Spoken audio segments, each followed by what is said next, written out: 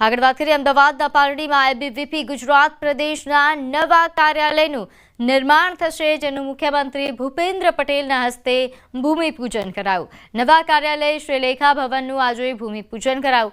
આ દરમિયાન મુખ્યમંત્રી ભૂપેન્દ્ર પટેલે તમામ લોકોને નવરાત્રિના 9મા નોરતાની શુભેચ્છાઓ પાઠવી, તેમજ કહ્યું કે સરનામું બદલાયા વગર આ ભવનનું પુનઃનિર્માણ થઈ રહ્યું છે।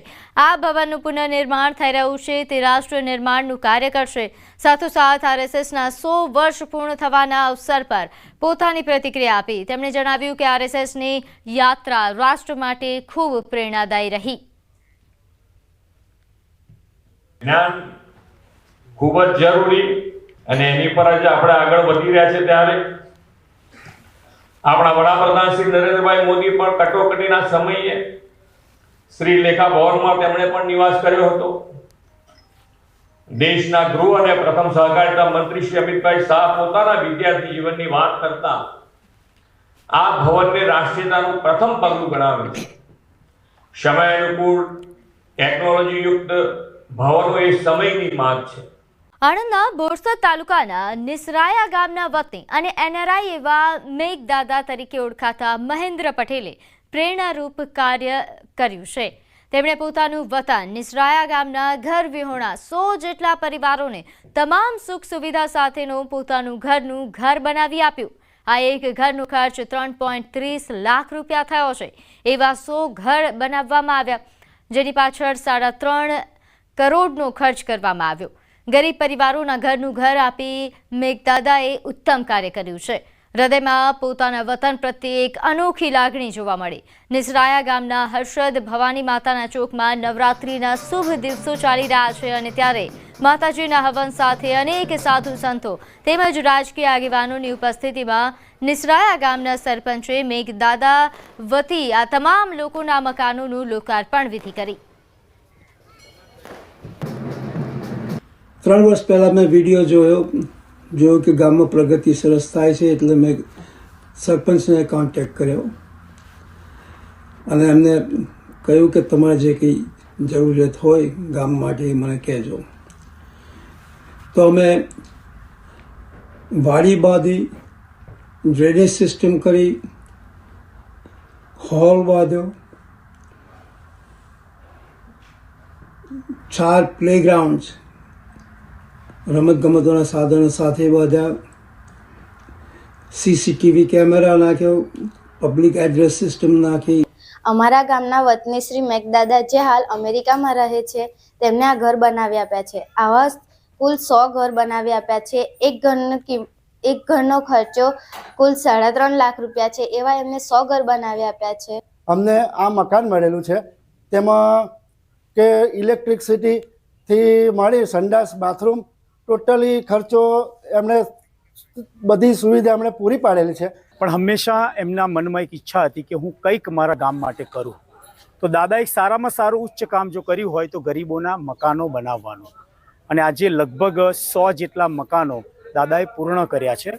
રહેતો એક યુવક અવિરાજ ચૌધરી કે જે પોતાના વતન માટે કંઈક કરવાની ભાવના ધરાવે છે, તે યુવકે અન્ય યુવકો માટે ઉત્તમ ઉદાહરણ પૂરું પાડ્યું। આદિવાસી જિલ્લા ડાંગના છેવાડાના ગામમાં કોઈ પણ સુવિધા વગર ગરીબ પરિવારમાં ઉછરેલો યુવક અવિરાજ ચૌધરી કે જેણે દિલ્હી જઈને એન્જિનિયરિંગનો અભ્યાસ કર્યો અને 36 લાખના પેકેજ સાથે સારી નોકરી પણ મળી, પરંતુ તેને સંતોષ ન થતા નોકરી છોડી દીધી અને પરત પોતાના વતન આવી ગયો।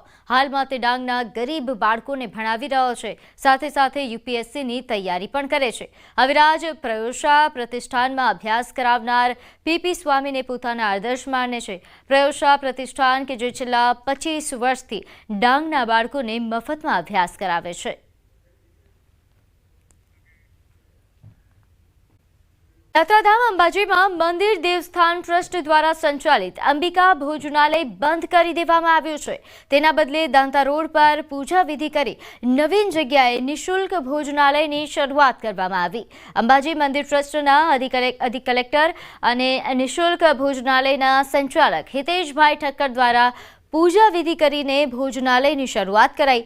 સૌપ્રથમ નાની કન્યાઓને ભોજન જમાડીને ભેટ સોગાત પણ અર્પણ કરવામાં આવી। આ સાથે પ્રથમ દિવસે જ નવી ભોજનાલય ખાતે યાત્રિકોની પણ લાંબી લાઈનો જોવા મળી હતી। જૂનું ભોજનાલયનું ડિમોલેશન કરવાનું હોવાથી બંધ કરવામાં આવ્યું છે અને યાત્રિકોને નિઃશુલ્ક અને ભરપેટ ભોજન નિયમિતપણે મળી રહે તે માટે ભોજનાલય અન્ય સ્થળે ખસેડવામાં આવ્યું।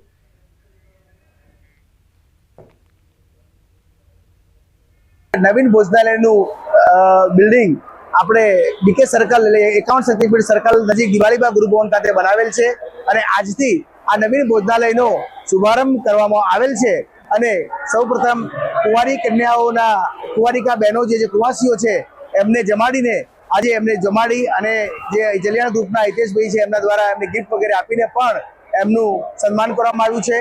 બનાસકાંઠા જિલ્લાના વાતાવરણમાં પલટા સાથે વરસાદી માહોલ છવાયો છે। અહીં જિલ્લા મથક પાલનપુરમાં ધોધમાર વરસાદ તો અચાનક ધોધમાર વરસાદની શરૂઆત થતાં જનજીવન પ્રભાવિત થયું છે। છેલ્લા નોરતે શરૂ થયેલા વરસાદને જોઈને ખેલૈયાઓ પણ ચિંતિત બન્યા છે તો બનાસકાંઠામાં ફરી વરસાદી માહોલ છવાયો છે। આગળ વાત કરીએ પોરબંદર મહાનગરપાલિકા કચેરી ખાતે લોકોની કતારો જોવા મળી રહી છે। આ લાઈનો લાગવા પાછળનું કારણ એ છે કે રિબેટની સમય મર્યાદા 30 સપ્ટેમ્બરે રિબેટની સમય મર્યાદા પૂર્ણ થઈ ગઈ છે। ઉલ્લેખનીય છે કે મનપા દ્વારા હાઉસ ટેક્સમાં ધરખમ વધારો ઝીંકાયો હતો જેનો વિરોધ થતાં વેરામાં ઘટાડો કરાયો।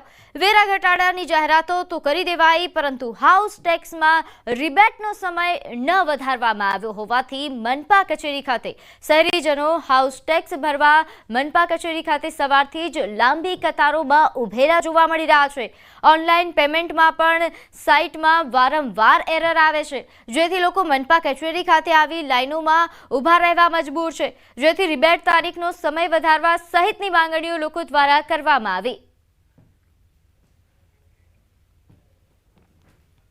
નગરપાલિકાનો સ્ટાફ કદાચ આમ ઉથેથી મેથી નીચે પછડાય તો આ સમસ્યા ઉકલે એમ નથી। બીજું હજી મહાપાલિકા દ્વારા જે ફેર બિલ પણ આપેલા છે એમાં ગટર વેરો 3જે માળે આવ્યો છે, કોઈને 4થે માળે ગટર વેરો આવ્યો છે, કોઈને ગટર નથી ગ્રાઉન્ડ ફ્લોર ઉપર એને ગટર વેરો છે ને એમાં પાછી આ જ મહાપાલિકાની મિસ્ટેક એ છે કે જેમાં એડ્રેસ નથી કે ભાઈ સુતારવાડામાં ગટર વેરો છે તો બિલમાં ભૂલથી સુતારવાડા લખેલું નથી।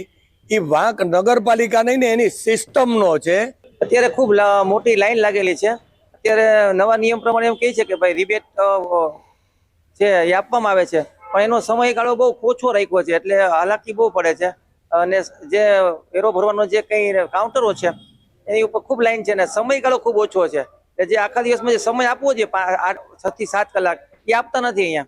કારણ કે 10:30 આવે તો 2 વાગે બંધ કરી દે, 3 થી માત્ર 4:30 એટલે માત્ર 3 થી 4 કલાક જ વેરો ભરાય છે।